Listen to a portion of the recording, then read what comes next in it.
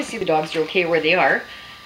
So we have the pork hock, which has already boiled down to not very much water, as I will show you. This is about all that's left for fluid from the pot after it's been boiled down. So with that, we just chop up the garlic. So you have pork hock, a little bit of pickling spice, but that's totally your choice. Chop up the garlic fine.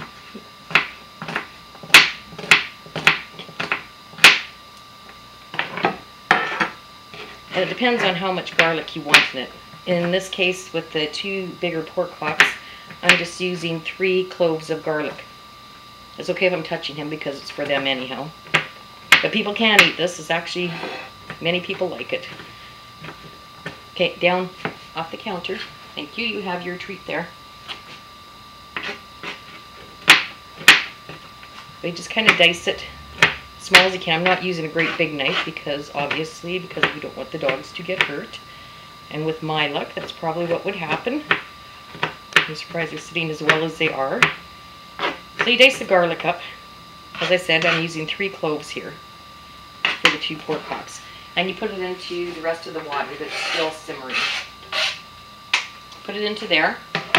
The pork hock, you boil these pork hocks. What I do is I bring it to a boil, bring the raw pork hocks to a boil, then I put it on simmer. These have been simmering for quite a few hours, so they are very tender. But you can boil them longer or shorter or whatever, have the temperature at a higher heat if you like as well, because it will just cook them faster. But once the bones start separating from the meat, you can actually do that. Take the bone out from the meat and chop up the meat and throw it into the pot with the garlic. And many people use the skin. It doesn't matter to me whether I use it or not. For the dogs, of course, it's good for them. It's very good for them. The skin, the fat, and everything. Like I said, for people, not so much, but it is quite good. A little bit of vinegar and salt and pepper, it is good. I don't put salt and pepper into this because, as I said, I do feed it to the dogs and they really don't need the salt or the pepper, even though they do like it. They get enough salt and pepper from their own dog food. So I just put this back into the pot and turn the stove up to a roaring boil again.